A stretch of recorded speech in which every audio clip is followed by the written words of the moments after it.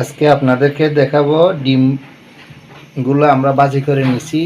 ডিম ভাজি দিয়ে সরিষে দিয়ে বুনো করে কিভাবে রান্না করে সেই রেসিপিটা আপনাদেরকে দেখাবো, আমাদের সাথে থাকবেন। এখন আমি পেঁয়াজ কুচি কেটে নিলাম, টমেটো কুচি কেটে নিলাম, ধনিয়া পাতা কেটে নিলাম, সাথে তেল দিয়ে দিলাম, আর ব্লেন্ডার করে নিলাম সরিষাগুলো। পেঁয়াজ কুচি দিয়ে দিলাম,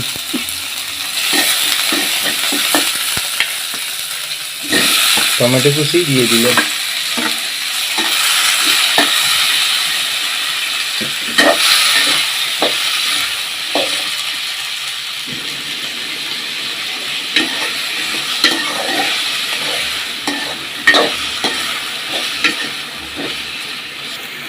আদা বাটা দিয়ে দিলাম, রসুন বাটা দিয়ে দিলাম। এগুলো একটু কষাই নিতে হবে।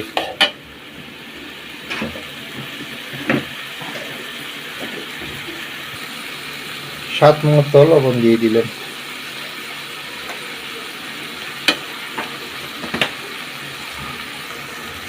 গুঁড়ো হলুদ দিয়ে দিলাম। আমরা এখানে কাঁচামরিচ দিই নি, আমরা সরিষা বাটাতে ওখানে ব্লেন্ড করার সময় দিয়ে দিছি কাঁচামরিচ।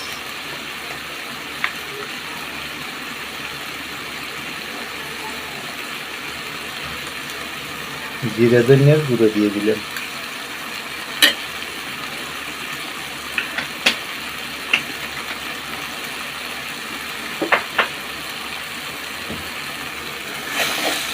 একটু জল দিয়ে ভালো করে কষাই নিতে হবে।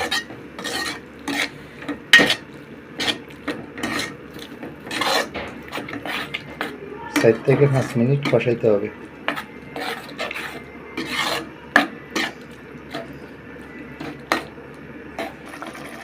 সরিষাগুলো দিয়ে দিলাম।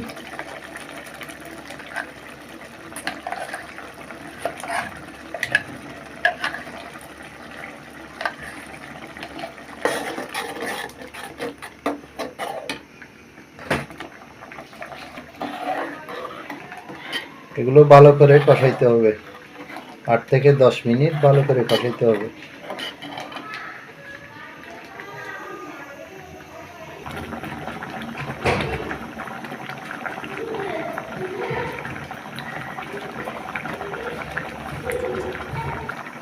আমাদের কষা শেষ হয়ে গেছে, ধনিয়া পাতা দিয়ে দিলাম।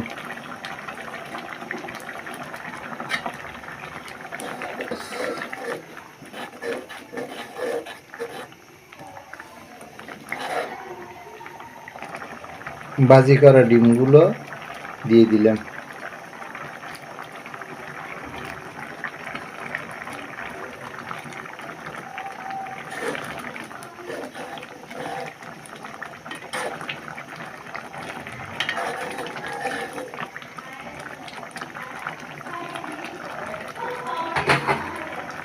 এই ছিল আজকে আমাদের ডিম ভাজি দিয়ে সরিষা রান্না।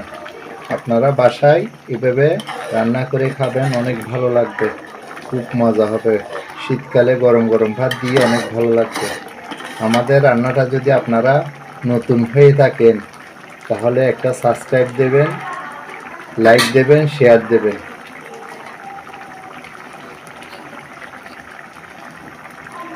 একটু গরম মশলা দিয়ে দিলেন।